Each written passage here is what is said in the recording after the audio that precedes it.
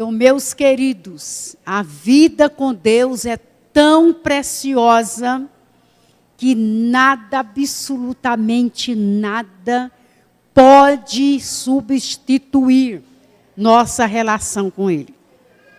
A relação com Ele. Eu não falei da relação com a liturgia, não é, pastor?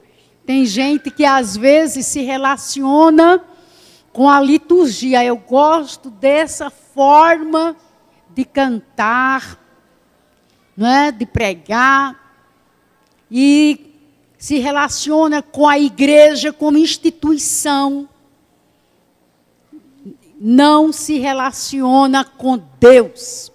É diferente.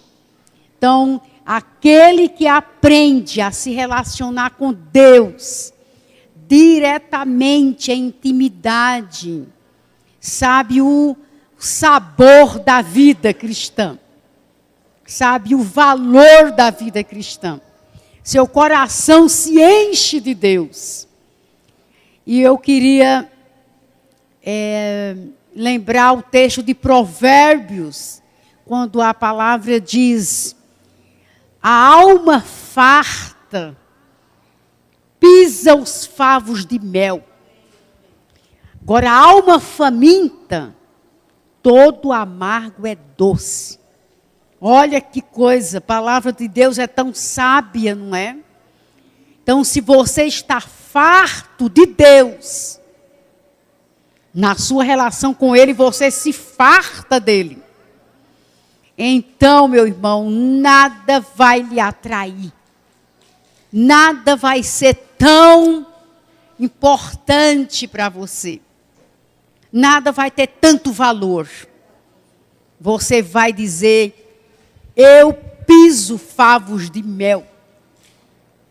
Mas para a alma faminta toda amarga é doce. Então, que Deus nos encha da sua presença. Nos encha dele mesmo. Porque cheios de Deus, nós vamos revelar Deus ao mundo. Viu?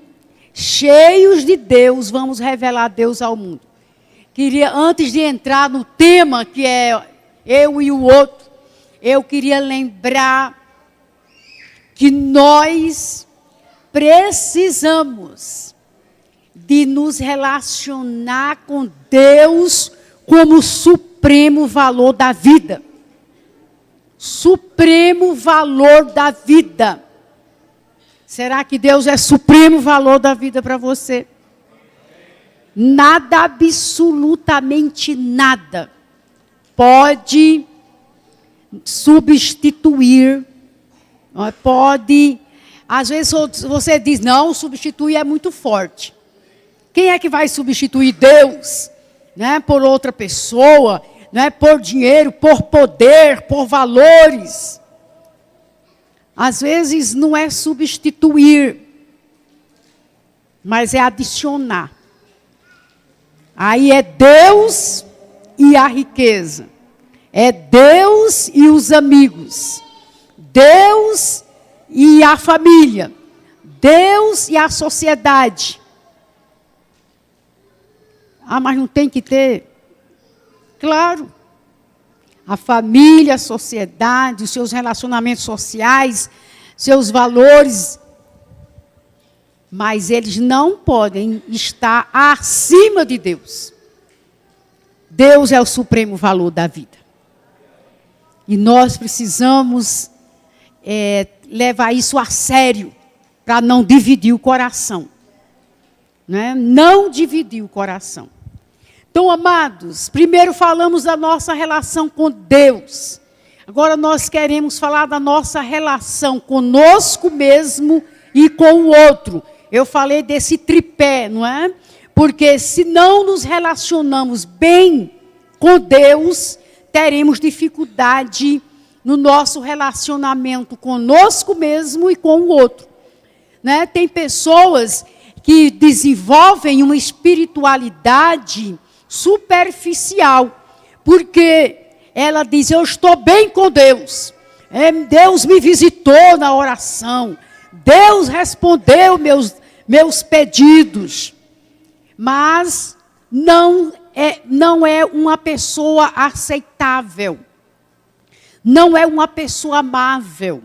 Não é uma pessoa que sabe perdoar, compreender, que tem bons relacionamentos com a família, com os amigos, com os irmãos, que tem dificuldade de autoaceitação.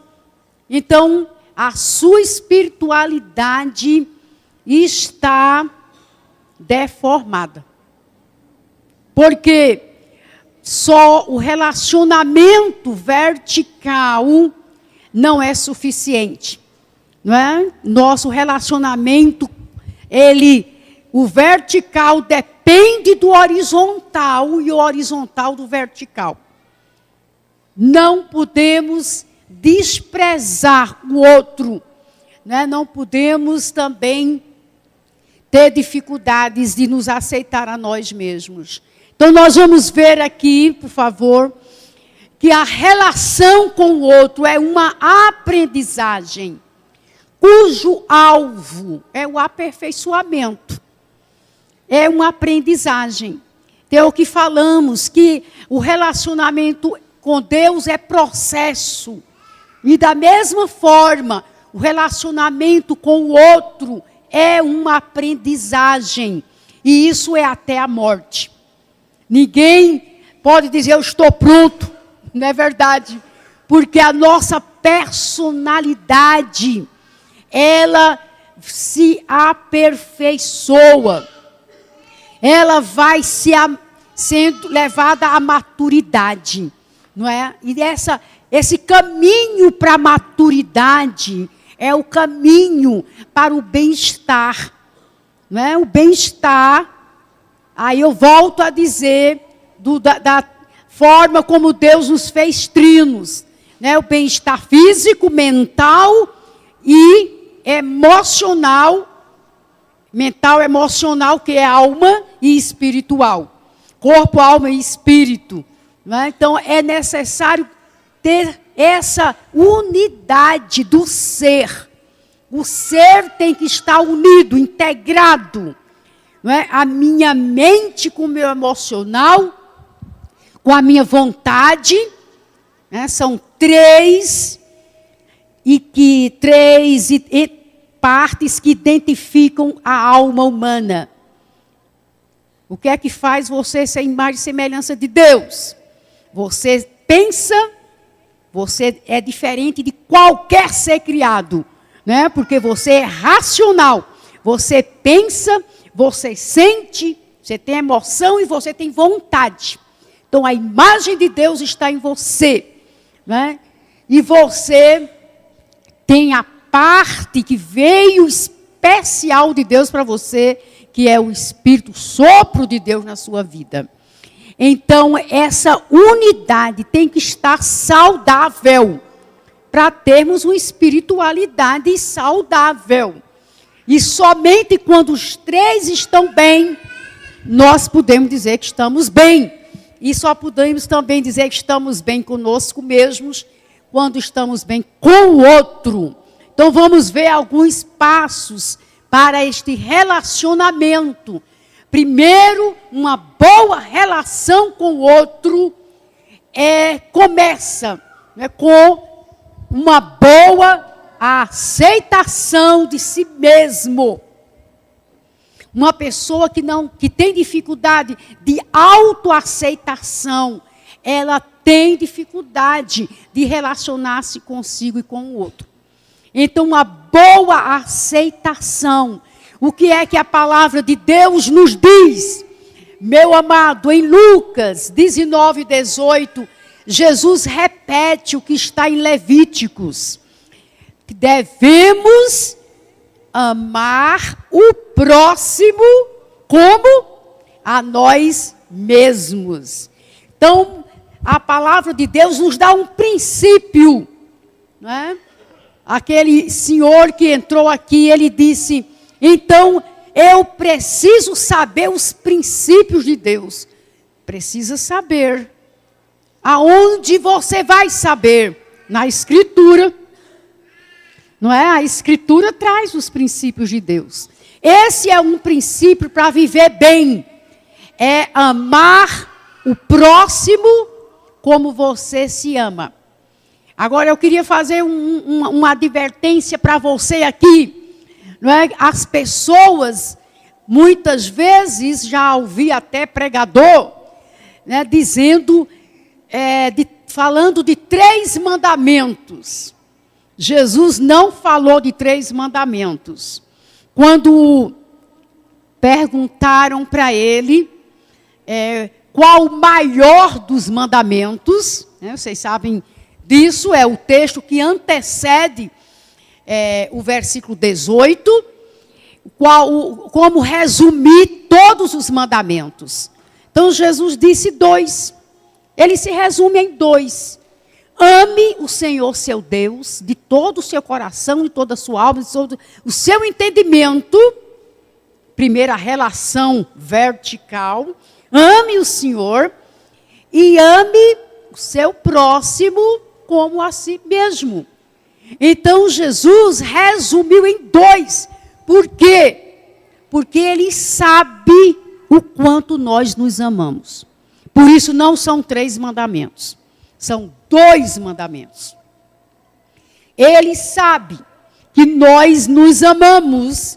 Por isso, precisamos aprender a amar o outro da forma como nos amamos.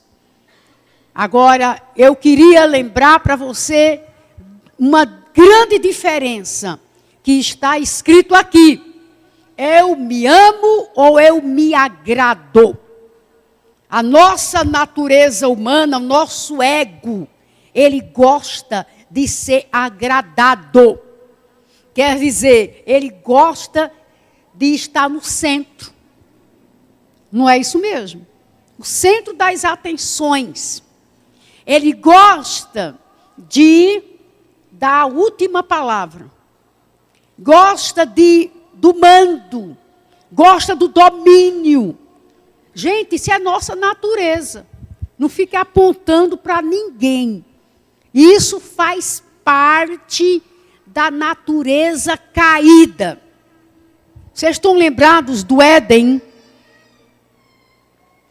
Quando o maligno, Satanás, falou para Eva: come, porque se você comer dessa árvore, você vai ser como Deus. Não foi essa a insinuação do diabo? Você vai ser como Deus. Olha aí. Mas essa ambição de ser como Deus persegue a natureza humana.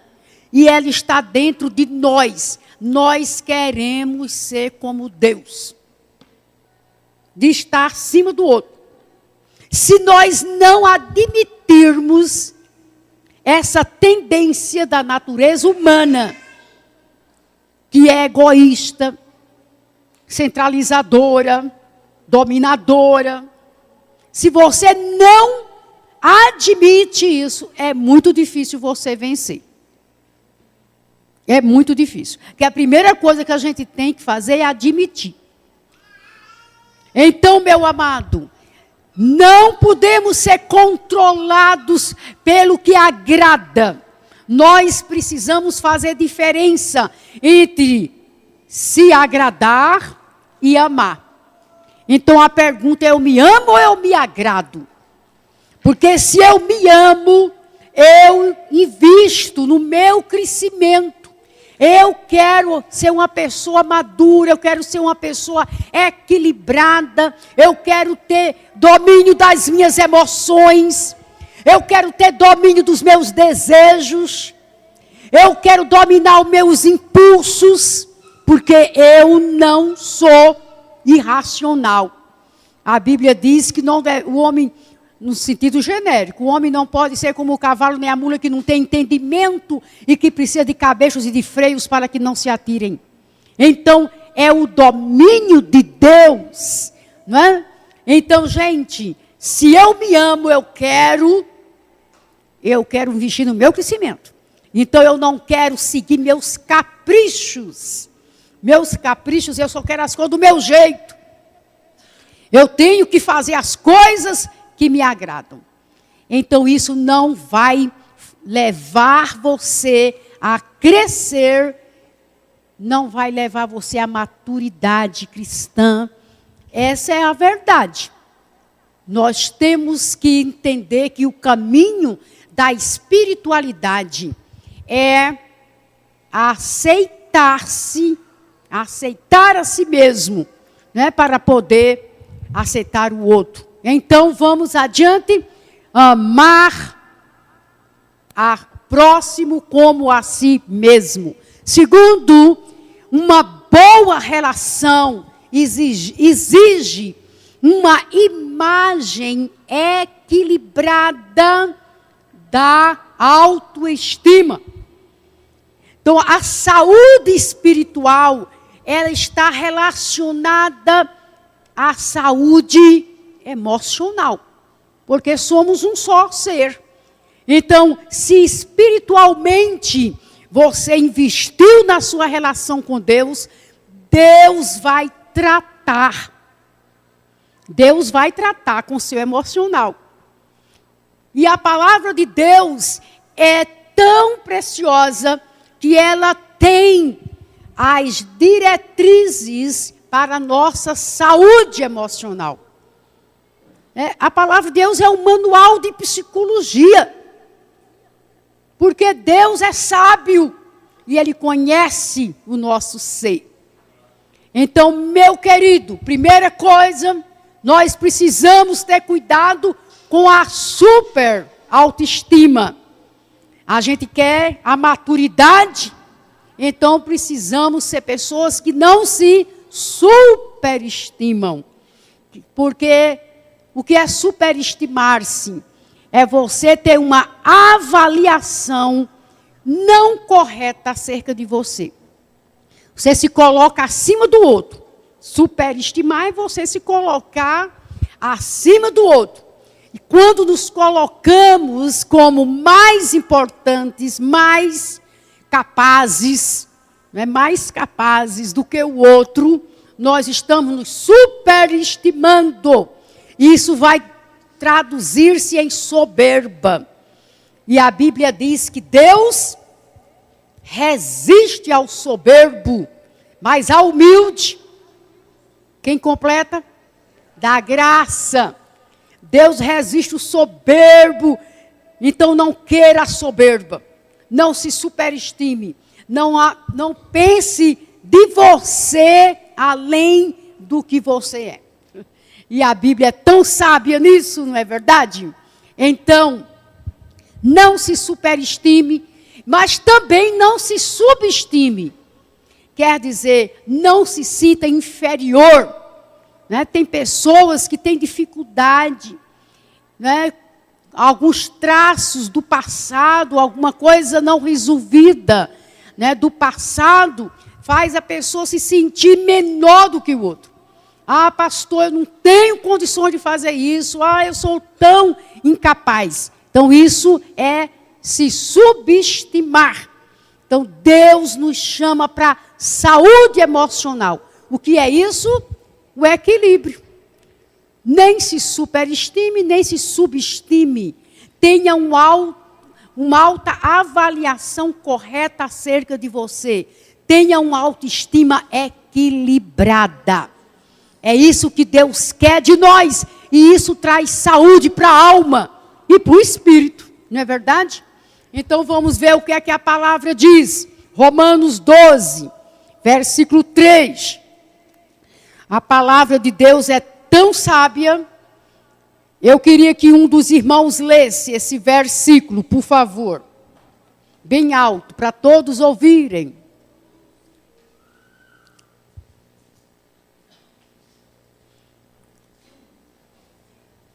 Quem vai ler?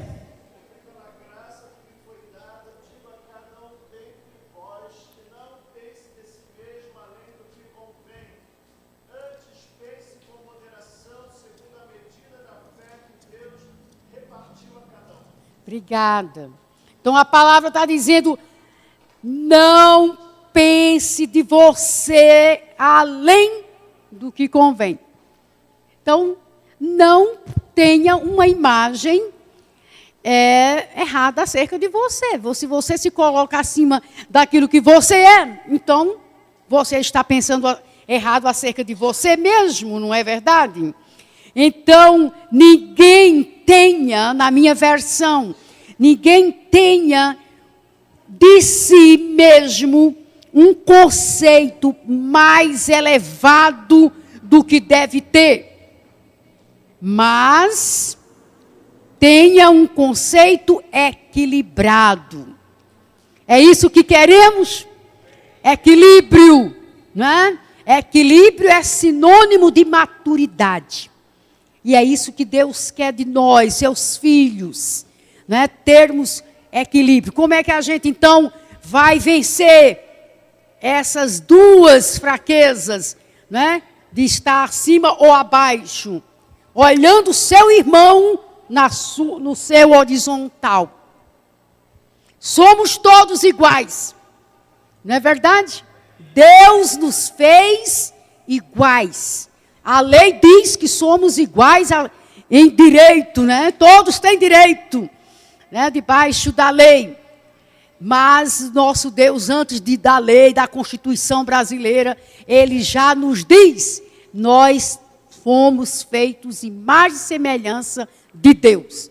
Então, graças ao Senhor por isso. Então, vamos lembrar uma coisa. Eu preciso me conhecer. Para que eu, conhecendo o meu valor, não me subestime. Conhecendo minhas fraquezas, não me superestime.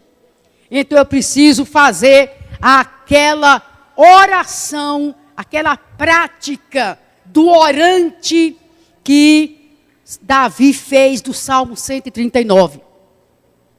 Senhor, sonda-me. Eu não sei quem sou, verdadeiramente. Os filósofos já dizem isso. É a conversa de Sócrates até hoje. Não é verdade? Conhece-te a ti mesmo, porque a gente não se conhece. A complexidade do ser humano é muito grande. Aí o salmista disse, Senhor, me faz conhecer quem sou. Olha para dentro de mim.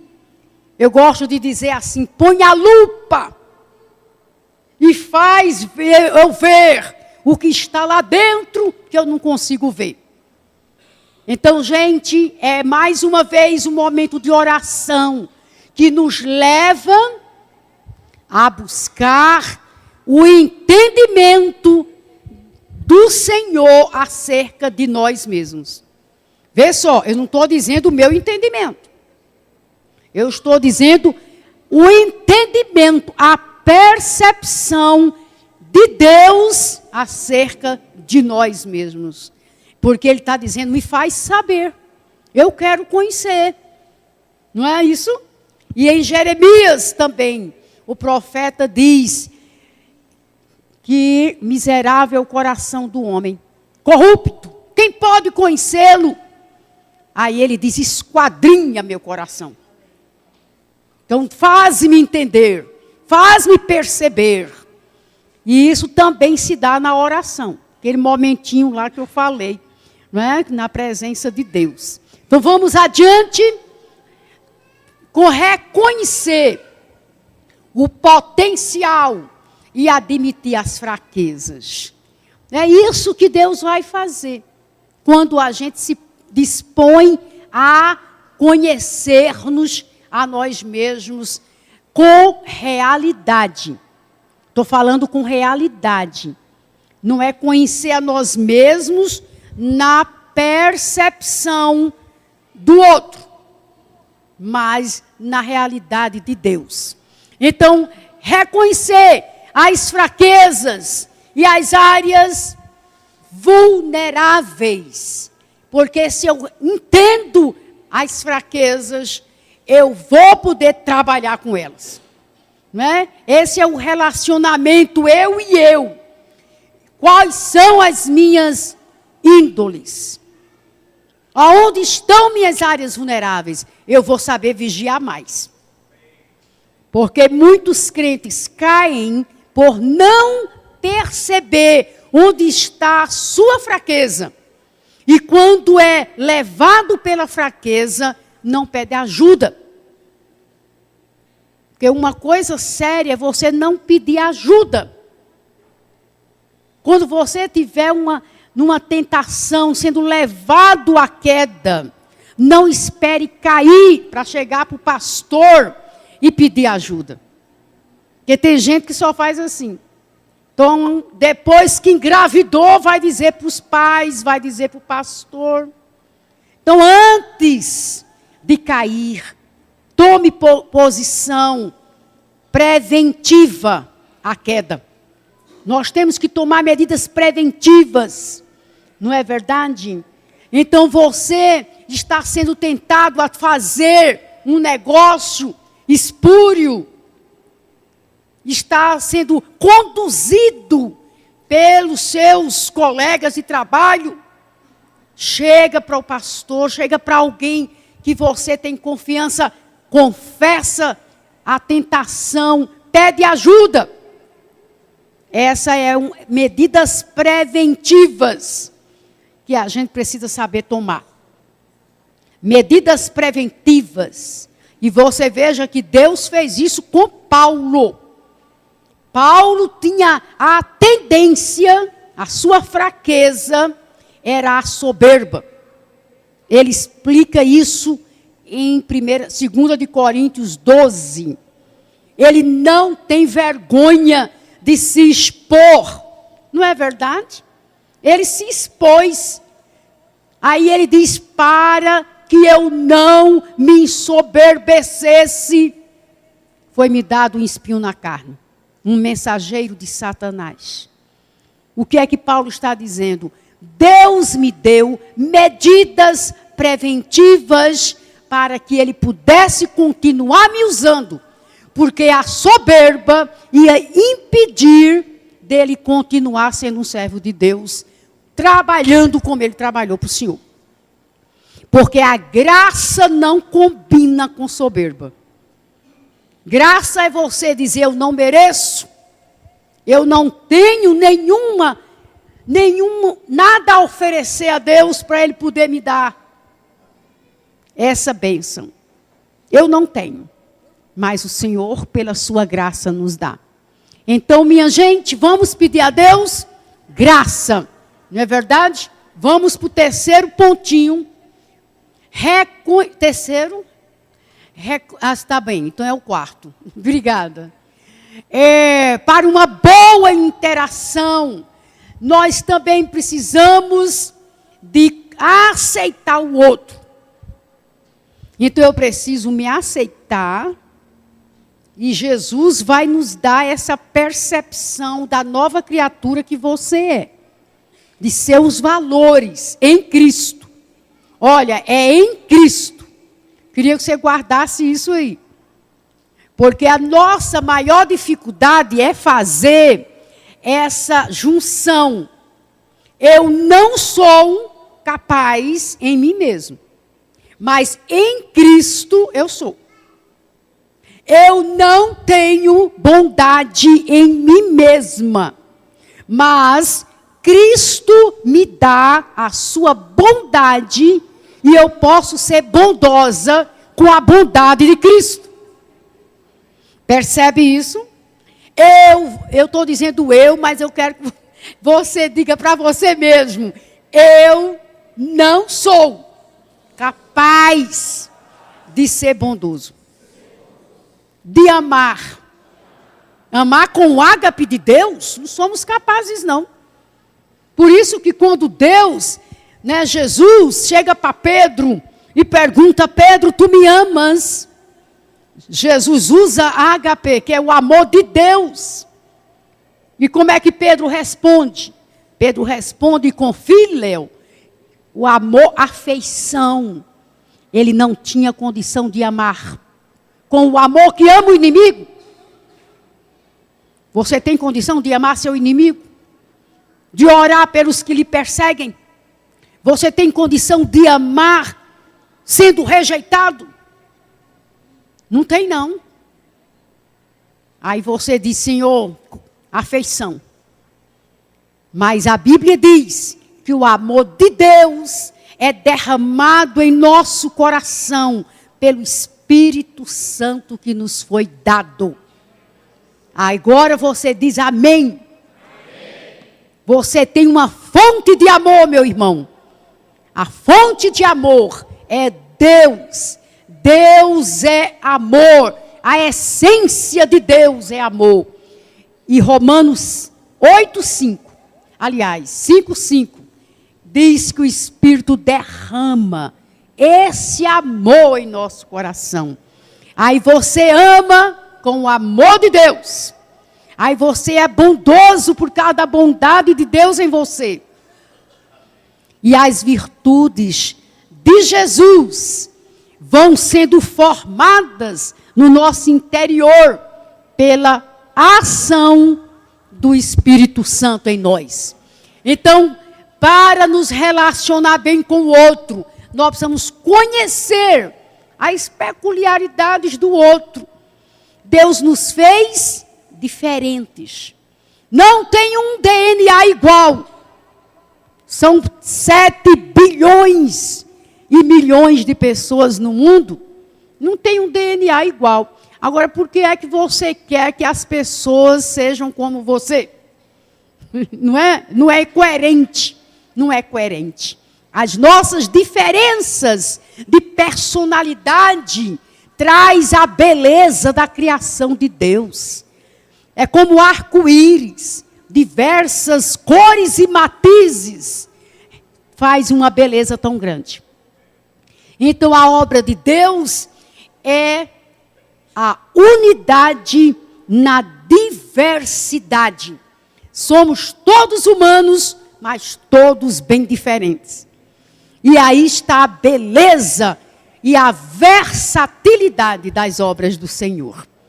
E é isso que a gente deve honrar a Deus, pelas suas obras, as suas obras. Então, meu amado, é preciso conhecer as peculiaridades para que haja ajuste.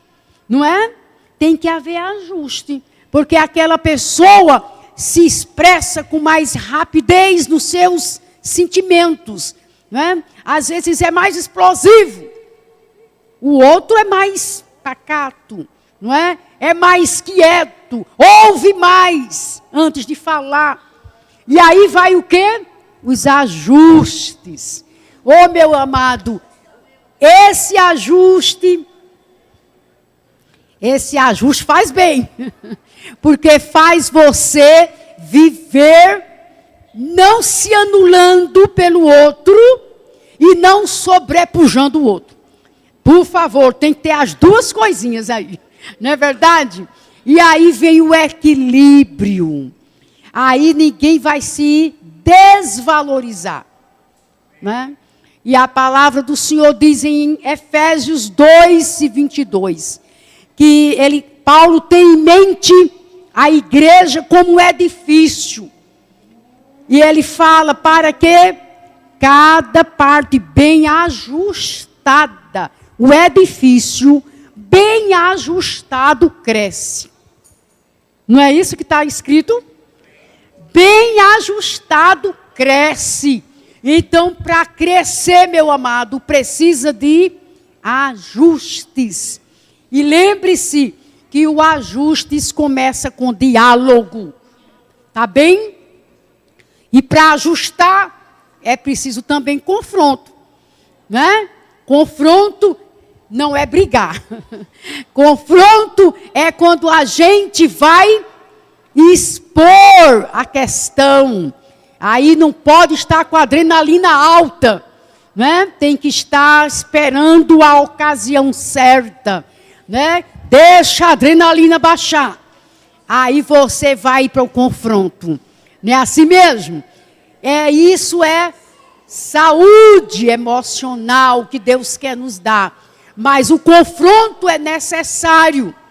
A palavra diz em Colossenses, capítulo 3, exortai-vos mutuamente. Não é? Exortar tem 2 sentidos. Você encoraja e confronta. Então, confronto sem encorajamento vai deixar a pessoa abatida. Porque você vai mostrar, olha, você errou aí. Você pisou na bola. Não é verdade? Agora, se você não encorajar, a pessoa vai ficar abatida. Encorajar é você dizer, eu sei que você tem dificuldade nisso, mas nós vamos buscar o controle do Espírito Santo de Deus. Porque a Bíblia diz que um dos frutos do Espírito Santo é moderação, domínio próprio, não é? Conta até 10, saia de perto da pessoa na hora que está com a adrenalina alta e você vai vencer aquele momento. Entender o princípio da complementaridade. O que é isso?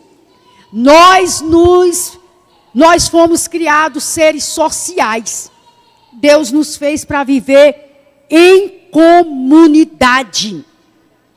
Então, gente, aqui nós temos uma comunidade onde nós nos completamos, não é? Então, esse louvor gostoso que a gente teve aqui nos faz sentir na presença de Deus, não é verdade? Agora, depois do louvor, quando chega em casa, a gente precisa permanecer com o espírito pronto para amar, para perdoar, para compreender, porque Jesus foi adorado como Senhor da nossa vida. Então, meu amado, é necessário lembrar o princípio da complementaridade. Também eu quero mostrar assim, complementaridade no sentido de personalidade, não é? Nós nos completamos no outro, não é? Então, aquela pessoa mais tímida, ela precisa da pessoa mais expansiva para conviver, para se relacionar. E na obra de Deus também, não é verdade? Agora, eu queria também pensar nessa complementaridade no sentido dos dons. Você lembra de 1 de Coríntios, capítulo 2, onde o apóstolo São Paulo fala dos dons espirituais. Ele diz, a uns ele deu sabedoria, a outros deu conhecimento, a outro deu fé, a outro deu dom de língua, a outro deu profecia. Então vai a um e a outro. Prova o quê? Nem todos têm o mesmo dom. Não é verdade? Aí a gente vai entender o quê? Romanos capítulo 12, versículo de 3 a 8. O apóstolo São Paulo dá outra relação de dons. Efésios 4 e 11, ele dá outra relação de dons. O que é que ele quer dizer? Todos têm dons de Deus. Não existe nenhum inválido no reino de Deus. Esse é um verso que está no Salmo, que diz que nas tribos de Israel não havia nenhum inválido. Então, irmão, eu quero dizer para você, na igreja de Jesus não tem ninguém inválido. Você tem dons, capacitação, habilidade, e se Deus te deu, Deus quer usar. E Deus vai usar e está usando. Mas não a usar somente dentro da igreja. O que eu quero dizer é que tem pessoas que querem ser usadas por Deus no louvor. Mas o louvor já está composto. Não é verdade? Aí vai dizer o quê? Eu não vou ter nenhuma participação. As pessoas que querem o púlpito. Não, o púlpito já tem pastor e a pastora. E aí? Você não vai exercer seus dons? Meu amado, os dons são dados para servir ao corpo e para servir à comunidade. Então você exerce seu dom dentro e fora da igreja. Não é verdade? Porque as oportunidades Deus traz. É só a gente estar atento. Uma coisa é certa: Deus nos deu seus dons e nós precisamos colocá-lo em prática. Aí a gente se completa, não é verdade? O evangelista traz as pessoas a Cristo. O mestre discipula. Não é isso? O pastor pastoreia. Aquele que tem o dom de serviço cuida do pobre, cuida do que está enfermo.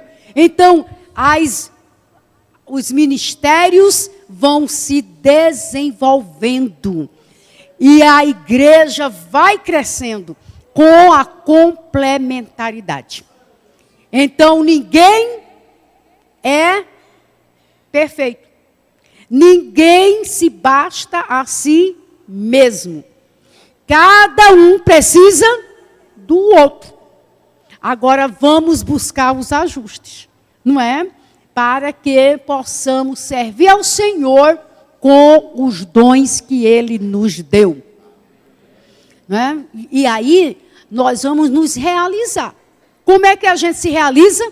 No exercício dos dons. No exercício dos dons. Alguém diz assim, mas a Bíblia diz que o evangelista é quem evangeliza. Não, você tem o dom de evangelista, não espere uma pessoa entrar aqui para poder você falar de Jesus. Fale de Jesus no seu trabalho. Fale de Jesus onde você estiver. Né? Porque cada um vai dar conta a Deus dos seus dons. Não é verdade? Por exemplo, a obra missionária, como nem todos vão, mas todos devem se engajar, contribuindo para que o outro vá, intercedendo para que o outro seja encorajado e cumpra a missão. Então, todos se completam. Eu queria citar esse texto de Paulo, que eu acho muito interessante. O apóstolo São Paulo está indo para Roma, e ele diz assim: eu estou indo para compartilhar com vocês os dons da graça de Deus, para que mutuamente nos edifiquemos. Eu gosto dessa mutualidade, porque Deus nos fez um corpo, cada membro está ligado ao corpo, cada membro cumpre sua função, e é assim que o corpo de Cristo se edifica. Amém? Então, meus amados, o que eu não tenho, não é porque Deus quis me privar. O que eu não tenho, eu posso encontrar no outro. E é isso que Deus quer. Aí não vai existir nenhum soberbo, porque o meu limite, eu reconheço. E eu entendo que eu preciso do outro para que haja uma complementaridade. Não é verdade? Então é essa a forma como Deus quer trabalhar uma espiritualidade autêntica. Eu gosto dessa palavra, porque Jesus foi autêntico no que ele fez. Eu vou concluir lembrando o lava-pés. Quando o Senhor Jesus, capítulo 13 de João, depois leia em casa, não vai dar tempo a gente ler. O Senhor Jesus, para ensinar os seus discípulos o que significa um líder servo, ele se despe da veste de Rabi, toma uma toalha, se cinge com ela, põe água na bacia e vai lavar os pés dos discípulos. Isso era um serviço de um escravo. O escravo é que fazia isso quando os visitantes chegavam numa casa com os pés empoeirados. Jesus faz isso. É um trabalho tão humilde que Pedro disse: Senhor, por favor, a mim não. lavar meu pé, vou ficar constrangido. Mas Jesus diz: Pedro, se eu não te lavar os pés, tu não tens parte comigo. Eu estou aqui para ensinar uma lição. E você precisa aprender. E Jesus lava os pés. Aí quando termina, ele diz: compreenderam o que eu fiz? Primeiro Jesus chama a compreensão. Compreenderam? Eu sou mestre e senhor e vos lavei os pés. Vocês devem fazer o mesmo. Então, gente, o que eu quero que você guarde, uma espiritualidade autêntica. Ele disse: eu sou mestre e senhor. Eu não deixei de ser, porque lavei os pés.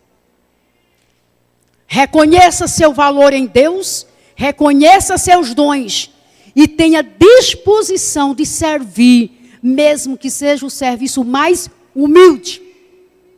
Porque Jesus redefiniu o sentido de grandeza. Grandeza é quem serve. Grande é aquele que lava os pés, o serviço mais humilde. E pode glorificar a Deus com o seu dom e com a sua vida bem ajustada com o outro e bem relacionada com Deus. Nesse tripé, a nossa espiritualidade é autenticada, honra a Deus, serve ao corpo, edifica a igreja e alcança o perdido. Para a glória dele, e ele vai ser glorificado. Amém. Deus abençoe.